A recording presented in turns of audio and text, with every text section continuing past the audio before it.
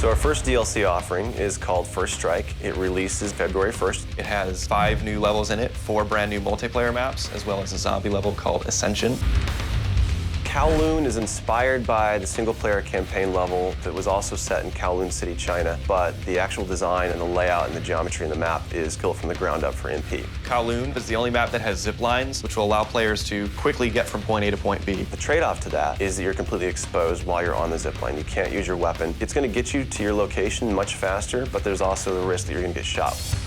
Discovery is an Antarctic research station that was a German outpost left over from World War II. The two sides of the map are divided by a deep chasm. You're always kind of fighting for control over that crossover from one side of the map to the other. My tips for Discovery is really just learning the layout of the map, understanding how that chasm can impact the flow of the gameplay, and always being conscious of the exposure that you have to long-range weapons. You might be on a snow bridge and somebody throws a grenade, which collapses the floor around you.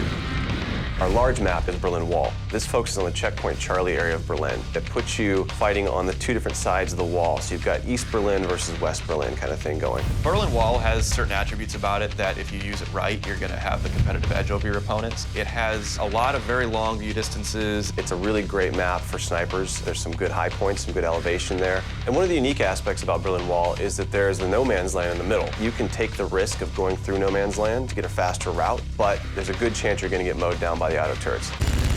So Stadium's one of my favorite maps. I am a run and gunner, so I tend to like that map. It's going to provide those close quarter players tight adrenaline, action-packed experience. So never underestimate the value of tactical insertion and always be checking your corners and realize that these engagement distances are going to be really small, so use that to your advantage. I think it's going to cater to a lot of the players who just like the frenetic style of gameplay that Call of Duty has to offer.